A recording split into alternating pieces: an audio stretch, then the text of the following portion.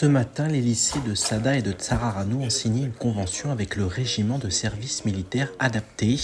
Objectif, permettre à des élèves décrocheurs d'être pris en charge par le RSMA. Les jeunes qui vont être concernés par ce dispositif avec le RSMA sont des jeunes qui potentiellement sont décrocheurs.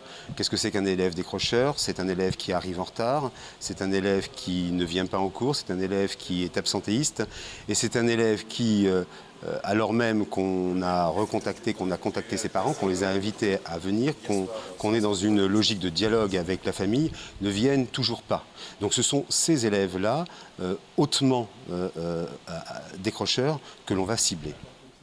Ce rapprochement entre le rectorat et le RSMA apparaît aujourd'hui naturel. En effet, les méthodes du régiment ont fait leurs preuves à Mayotte et en dehors. On a des méthodes qui font que très rapidement, on arrive à fédérer un groupe et à motiver un groupe autour d'un projet, notamment à travers un camp initial. Et une fois qu'on a l'adhésion des jeunes, on arrivera à leur faire passer les messages et à les instruire sur tous les aspects de ce projet. Au-delà d'une remise dans le droit chemin, le RSMA va permettre à ces jeunes de s'inscrire dans une voie professionnelle. Pour nous, évidemment, c'est très important de valoriser la voie professionnelle. Nous le faisons dans tous les établissements, dans tous les lycées professionnels. Mais sur cette voie professionnelle, on voit qu'un certain nombre de jeunes perdent confiance en eux, ont besoin aussi d'être remobilisés, ont besoin de cadres. Et avec ce partenariat, avec le RSMA, on leur offre ce cadre et aussi on leur montre des perspectives, on leur apprend à mieux se comporter. Et derrière, évidemment, c'est l'employeur qui va pouvoir profiter de ces jeunes mieux formés, avec un savoir-être bien acquis et aussi des jeunes qui vont se projeter vers des métiers dont le territoire a besoin. Former des jeunes en fonction des besoins du territoire, voilà l'objectif commun entre le rectorat et le RSMA. Et quelque chose nous dit que cette convention ne sera pas la dernière. Merci. Je dois dire que les prix deviennent de plus en plus chers. Et c'est vraiment pénible en fait. Parce qu'imagine, là je viens de acheter. J'ai acheté 5 barquettes de pain au chocolat et pain au raisin. Et là, ça me revient à 40 € 35 centimes. 40 € 35 centimes pour des pains au raisin et des pains au chocolat. Après, ça dépend de la quantité, mais c'est pas beaucoup. C'est pour 5 barquettes, et c'est dans le sac. Et 2 Oasis, c'est fou, c'est surprenant même.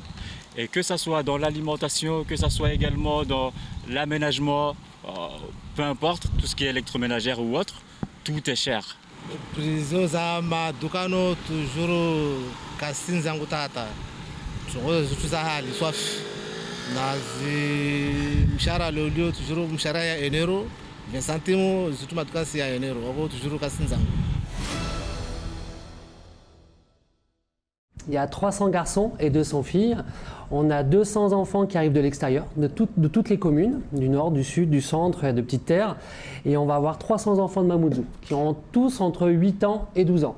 Donc on a une première course qui est à 14h avec les enfants, les garçons, et à 14h30 les filles. Et après, on aura 60 équipes d'adultes, 60 équipes de 5. Ça représente 300 personnes. Et dans les 300 personnes, on a des équipes de femmes, des équipes de mamas, on a 3 équipes de gros pneus et des équipes d'hommes. Alors c'est quoi une équipe de gros pneus?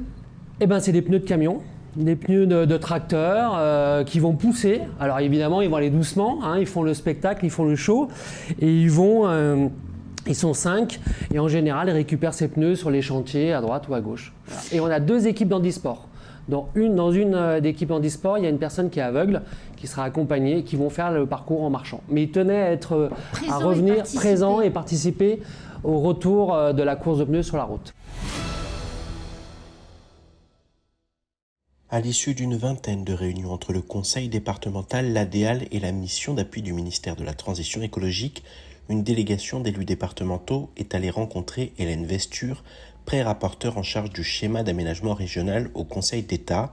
L'objectif consistait à effectuer un bilan d'étape, notamment les éléments de blocage impactant l'avancement des travaux du SAR entamés depuis 2018. La pré-rapporteure a confirmé son souhait de faire aboutir au plus tôt ce schéma, rassurant ainsi les élus de la collectivité. Le calendrier de reprise des travaux à travers 2 séquences d'ateliers du SAR est dressé.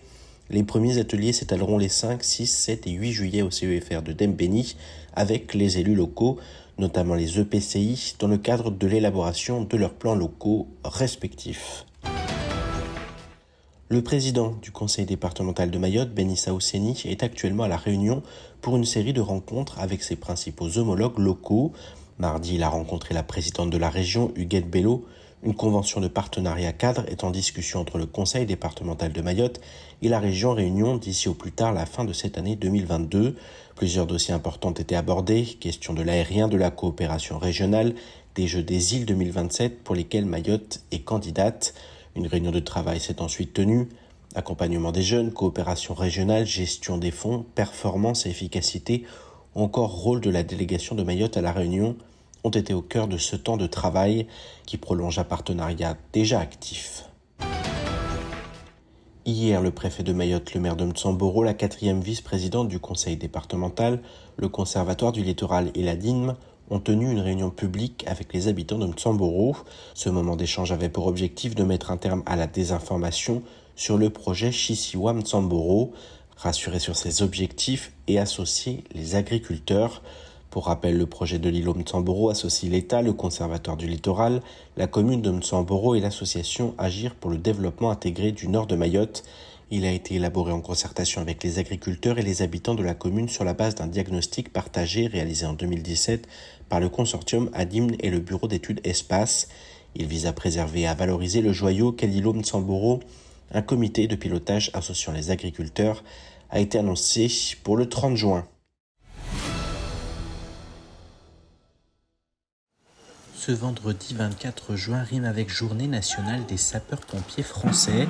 À Mayotte, le préfet va décerner des récompenses et cette journée va permettre d'inaugurer le poste avancé de Passy-Kelly, rattaché au centre de secours de Chirongui. Ce centre qui est un centre, qu'on va dire, un poste avancé du centre de secours de Chirongui, lequel d'ailleurs va faire objet de construction d'un nouveau centre d'ici quelques temps. Il y a 5 personnes le jour, 3 personnes la nuit, et qui organisent soit une réponse de secours à personne, donc une ambulance, oui. SAV, soit une première réponse incendie, c'est-à-dire c'est un CCFL, aujourd'hui dans sa version non aboutie, puisqu'il y a une citerne d'eau de 300 litres dessus, et ils partent à 2 sapeurs, donc 3 au VSAV, 2 à l'engin incendie, mais qui est renforcé derrière par un engin lourd de Chirongui, donc qui renforce. Le SDIS comprend aujourd'hui plus de 500 agents professionnels et volontaires, auxquels s'ajoute une 50aine de personnels administratifs et techniques. Aujourd'hui, les relations entre direction et agents se sont assainies, grâce notamment à de nouveaux moyens matériels et humains. Il faut saluer le courage de ces femmes et ces hommes, au même titre que les forces de l'ordre. Pareil, même combat. Pareil, même combat. Oui, Nous sommes dans la même dynamique. Il faut reconnaître que le caillassage, phénomène de société, on en recherche toujours les causes. Toujours est-il. Il faut se préserver au maximum des dégâts. Les véhicules sont équipés, les vitres sont filmées. Aujourd'hui, demain sera présenté aussi aux autorités les caméras piétons, puisque tous nos chefs d'agré, donc les responsables de chaque engin, seront équipés de cette caméra piéton qui enregistrera et qui nous permettra, et qui permettra à la justice, qu'il faut saluer aussi au passage, qui nous donne un coup de main sur le suivi des actes délictueux. Et ça nous permettra d'avoir des images et du son. Parmi les revendications des sapeurs-pompiers figure toujours la sécurité. Sur ce point, des avancées ont été obtenues avec notamment l'acquisition de caméras piétons. Je dis toujours que la réponse à une question aujourd'hui deviendra une problématique ou une question demain. Avec les organisations syndicales et l'ensemble du personnel, on communique, on se parle et on adopte des postures et on définit des axes de travail. Depuis mon arrivée, nous avons repris le règlement intérieur ensemble. Nous avons eu quelques avancées quand même sociales Pour les sapeurs-pompiers professionnels, il y a quand même de belles avancées. Nous avons recruté, et là encore, je dois saluer les différents partenaires, que ce soit l'État au travers de Monsieur le Préfet ou le conseil d'administration au travers de la présence du président du conseil d'administration. On a un travail fort, des réponses qui sont adaptées et évolutives, parce qu'il faudra les reprendre dans quelques années. Demain, les sapeurs-pompiers de Lille vont être à l'honneur sur un territoire où ils sont souvent la cible de violences.